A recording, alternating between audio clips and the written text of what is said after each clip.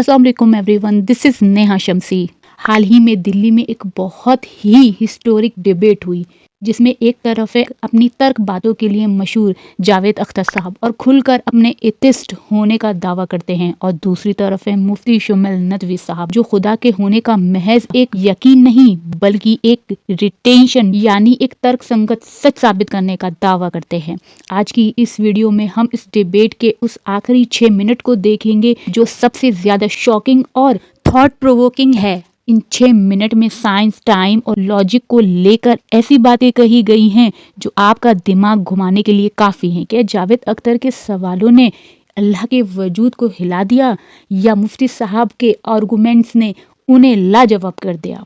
आज हम एक एक पॉइंट की गहराई में जाएंगे। चलिए इस वीडियो को देखते हैं साथ में मिलकर। Let's start it. मुझे इस बात की खुशी है कि मुफ्ती साहब ने भी मान लिया कि नेचर में कोई इंसाफ नहीं है। बाकी है कि आपने मेरी एक बात का जवाब नहीं दिया जिससे मुझे शिकायत है कि फेथ क्या है और आप फेथ मांगते क्यों हैं मुझसे? आप तो लॉजिकल हैं, आपके पास तो सारे रैशनल्स हैं, आपके पास सारे सबूत हैं, तो आपको फेथ की डिमांड क्यों करते हैं कि भाई तुम सरेंडर कर दो और सवाल मत करो? कोई मजहब सारे सवाल करने की इजाजत नहीं देता है और मना करता है कि ज्यादा सवाल ना करो, बह जाओगे तुम। कमाल ये है कि दुनिया के सारे मजहब सब जानते हैं ये दुनिया कैसे बनी थी, कैसे मिटेगी, मरने के बाद क्या होगा, इनको सब इल्म है। इनको किसी को डायनासोर होते थे पहले ये नहीं पता था, किसी को नहीं पता। किसी भी दुनिया की मजहबी किताब में डायनासोर का जिक्र नहीं है। जिस दुनिया में आप बैठे हैं सर, ये हॉल जो है, ये इलेक्ट्रिसिटी जो है, ये माइक जो है, जिस हवाई जहाज से आप आए थे, वो जिस कार से आप यहाँ आए हैं, ये सब उन लोगों की बनाई हुई है जिन्होंने सवाल किए थे। ये दुनिया जिसमें आप आज आराम से हैं, ये उन लोगों की बनाई है कि जिन्होंने सवाल किए थे और हर स्टेज पे इन सवालों को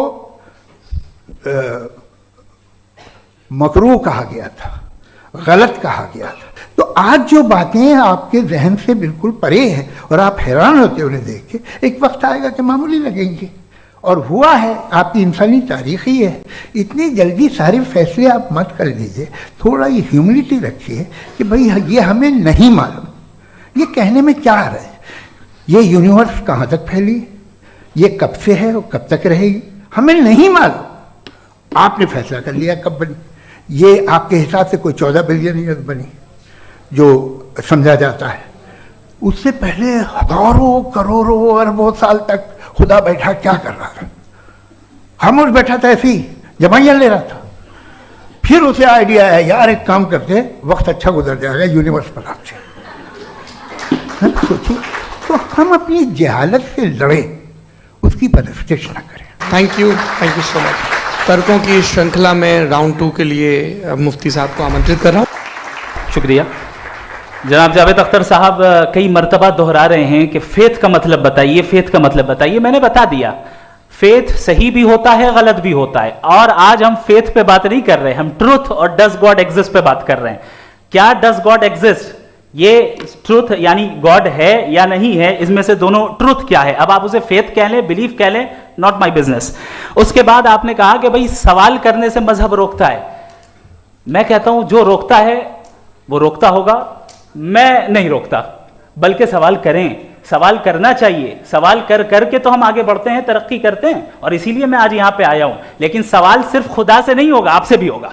सवाल एथिज्म से भी होगा, सवाल सिर्फ मजहब से नहीं होगा, सबसे होगा। और आज मैं सवाल करूंगा और उम्मीद है कि आप जवाब देंगे। अभी तक आपने वैसे कॉन्टिंजेंसी आर्गुमेंट का कोई जवाब नहीं दिया है। चलें, आपने कहा यूनिवर्स के बारे में इटर्नल क्यों नहीं बोल देते? ये चूंकि लॉजिकली पॉसिबल ही नहीं है कि यूनिवर्स इटर्नल हो। यूनिवर्स एक कॉन्टिंजेंट चीज है जो टाइम एंड स्पेस के पाबंद है, टाइम एंड स्पेस से बाउंड है। जो टाइम एंड स्पेस से बाउंड होगा वो कॉन्टिंजेंट होगा, जो कॉन्टिंजेंट होगा वो उसकी बिगिनिंग हुई होगी, जिसकी बिगिनिंग हुई होगी वो इटर्नल नहीं हो सकता। ये तो कॉमन सी बात है। आपने कहा कि किसी मजहबी किताब में डायनासोर का जिक्र नहीं है। अफसोस कि आज तक किसी मैथमेटिक्स के किताब में मुझे डायनासोर का जिक्र नहीं मिला।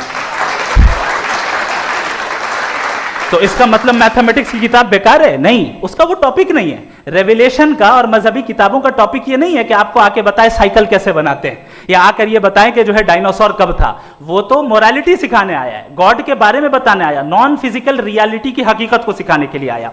रिलीजियन साइंस को रोकता है? नहीं रोकता, अगर रोकता है तो गलत करता है। रिलीजियन साइंटिज्म को रोकता है, जिसमें हमारे जावेद साहब मुब्तला हैं।